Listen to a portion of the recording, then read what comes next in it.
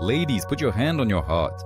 How often do you buy an expensive branded toy for your child, but get yourself cheap tights on sale because it'll do? Does this sound familiar? As the great Zhovanetsky once said, we live so poorly that we can't afford to buy cheap things. But the point is, poverty isn't a number in your passport or in your bank account. Poverty is a diagnosis in your mind, one we lovingly pass down as an inheritance along with the crystal in the china cabinet. Today we're going to do a thorough cleaning and shake out your financial cockroaches. We will go through 11 habits of the beggar's syndrome that block your money and destroy your self-esteem more effectively than any economic crisis. Do you recognize yourself? Don't cry, fix it. Brew some tea, we're getting started. Fact number 1, the crystal altar, the syndrome of a postponed life. Let's start with the sacred altar of every Soviet and post-Soviet apartment, the crystal and tableware in the display cabinet. You have a luxurious Czech tea set, gifted to you at your wedding back in the days of yore. But every day you drink tea from a chipped mug with a faded teddy bear on it. You think you are a thrifty and incredibly careful homemaker who lovingly preserves valuables for a special occasion. Don't kid yourself.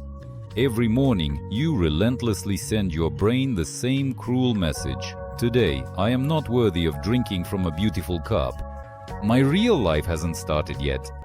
I'm living in draft mode. I'll make do. And your brain obeys. It instantly stops generating energy to earn more, because for a draft, anything will do. A postponed life is a life flushed down the toilet. Smash that ugly mug right now. Girls, who else has a festive dinner set gathering dust in the cupboard for years? Confess in the comments. Roll call. Fact number 2, shopping blindness. Scanning price tags. You walk into a fancy clothing store, and what does your hand do automatically? It automatically reaches not for the beautiful fabric, not for the seam, but for the price tag, cowardly hidden inside. You haven't even figured out if you like the dress or if the style suits you, but you've already checked whether you can afford it. You proudly call this financial literacy and strict budget control. Oh, don't make my Aunt Sonia laugh. This is pure slave mentality. When you look at the price first, you physically forbid yourself from wanting. You adjust your desires to fit your current meager pennies instead of adjusting your income to match your ambitions. As soon as you decide that something is too expensive for you, the universe says, well, okay, you'll just make do with the old one. Start trying on expensive things. Get your body used to luxury. Who among you is guilty of scanning price tags before trying things on? Be honest, write in the comments. Fact number 3, the best goes to the children and you get the leftovers. You buy your precious son his 10th remote-controlled car and brand-name sneakers for just 1 season while you keep wearing a 5-year-old down jacket. You proudly bear this cross, considering yourself a saintly mother heroine who gives her all to the family. What incredible self-sacrifice. And now, here comes a harsh reality check. You're not a heroine, you're a psychological saboteur for your own child. Children who see their mother in worn-out clothes while getting all the toys in the world grow up to be selfish, with a deep sense of hidden guilt. He absorbs the model that a woman must suffer, make sacrifices, and endure. Do you really want your daughter to scrimp on herself the same way? As the flight attendant says, put your own oxygen mask on first, then help your child. A happy, well-groomed mother will give her children 100 times more than a worn-out victim of sales. Moms who always forget about themselves for the sake of their kids, I'm waiting for you in the comments. Fact number 4, home hand-me-downs. The shabby hobo style. You come home from work, take off your nice, stylish suit, and with relief slip into stretched-out sweatpants with baggy knees and a faded t-shirt with a borscht stain that you feel sorry to throw away. You sincerely think, who am I supposed to dress up for at home? My husband will do anyway, he loves me no matter what, and the cat doesn't care at all. The trap has snapped shut. You dress up for indifferent strangers at the office or on the subway, but for the most important person in your life, yourself, you offer visual garbage. By putting on rags, you physically feel like a servant. Men pick up on this Cinderella image instantly, and passion disappears faster than your paycheck. As Faina Ranevskaya used to say, a woman has no rules, only moods. What kind of mood, for heaven's sake, can you have in torn pants? Throw out that junk today. Who is still walking around at home in t-shirts from 2010? Fact number 5. Free cheese.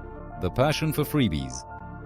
You go into a cafe and, before leaving, quietly sweep a dozen free napkins, toothpicks, and sugar packets into your bag.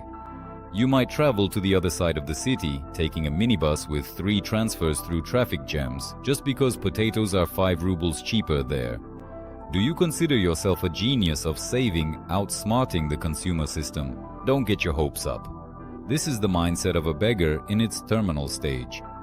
You spend 2 hours of your one and only life and a ton of energy for a meager gain. Your time is worth 1,000 times more. By collecting these miserable sugar packets, you are sending a desperate cry into the universe. I don't even have money for sugar cubes, help! A wealthy person always pays for comfort and time, while a poor person pays with their time for the illusion of saving money.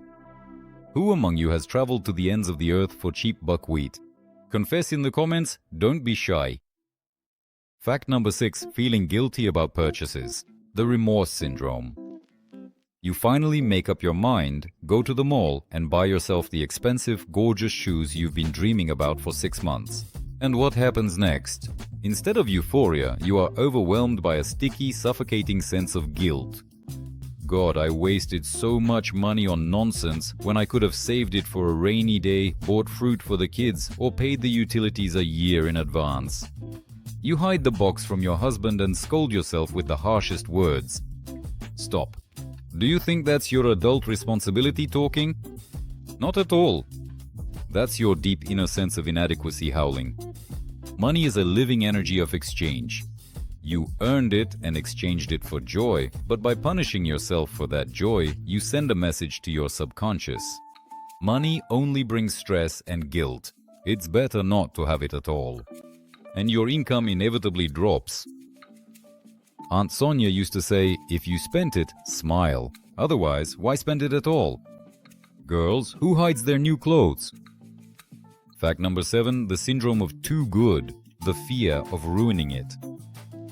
You have an expensive anti-wrinkle cream or a luxurious French perfume that you got for your birthday, but you use it in microscopic amounts once a month and only wear the perfume on special occasions.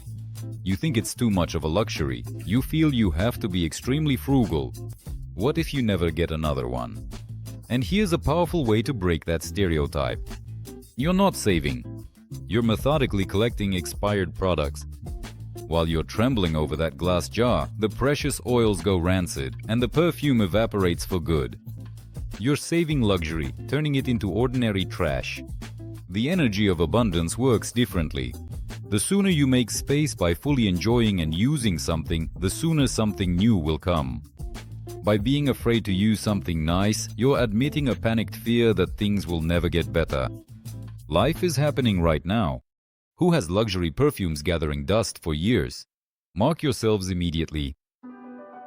Fact number 8. Toxic thriftiness. Repairing the unrepairable. You very patiently darn old tights. Carefully sew up socks torn at the big toe, meticulously tape up a badly cracked phone case, and laboriously fix a broken umbrella with 3 damaged spokes. You proudly call this by the trendy term conscious consumption and praise yourself for your incredible household ingenuity. Oh, take the noodles off your ears. This isn't about ecology at all, it's deep-rooted scarcity psychology. By surrounding yourself with patched up, broken, crippled things, you create a dense aura of decay around you. As Zhvanetsky brilliantly said, repairing old things is like trying to resuscitate a mummy. A new pair of tights costs next to nothing, but when you wear mended ones, you go through the whole day with a lingering feeling that you're second-rate. You attract poverty through every darned hole in your socks. Throw that junk in the trash immediately. Be honest, who here has a phone with a cracked screen right now? I'll be waiting for you in the comments. Fact number 9. Bargaining until you drop. The hero of the marketplace. You go to the farmer's market and spend 20 minutes aggressively haggling with an old lady over a bunch of dill, knocking a measly few kopecks off the price. But at work, you sit for decades on the same base salary, take on your colleagues' responsibilities, and are terrified to go to your boss to ask for a well-deserved raise. Do you think you're a business shark at the market? What monstrous hypocrisy! This is a classic beggar's syndrome. You take it out on the weak, squeezing pennies out of them, but at the same time you willingly give away your millions to the strong because you're afraid to assert your real worth. Haggling over parsley isn't a financial victory, it's just plain embarrassing. A real victory is valuing your work properly and stopping working just for your boss's gratitude. How many of you are so scared to ask for a raise that your knees shake? I'm waiting for your honest responses. Fact number 10, discount mania. I buy it because it's cheap. You see a huge red sign in the window that says 70% off and your brain instantly shuts down. You rush into the store and grab a fifth top in a hideous neon green, 2 sizes too small, just because, well, it's practically free. You're convinced that you're a genius shopper who has cleverly outsmarted the cunning capitalists. Let's break that illusion right now. The capitalists have just cleaned you out completely. You spent real money on something you absolutely don't need, that doesn't suit you at all, and will forever sit in your closet with the tag still on. You're buying a low-quality item. You're buying cheap dopamine from the illusion of saving money. Poor people buy what's cheap. Rich people buy only what they need, even if it's expensive. Stop bringing promotional junk into your home. Girls, how many tops do you have with the tag still on? Let's count the losses. Fact number 11. Envy instead of inspiration. Hatred towards the rich. And finally, the strongest foundation of poverty. You look at a glamorous woman in an expensive car with diamonds and hiss to yourself, she slept her way to the top, she stole it. That bitch just got lucky. You can't earn that honestly. Do you truly believe that you are standing guard over high morals and social justice? Oh, my dear ones, right now you are digging your own financial grave with an excavator. Our subconscious works in a crystal clear, simple way. If you despise and hate wealth in other people, it will never let big money come near you so that you yourself don't suddenly become bad or a thief.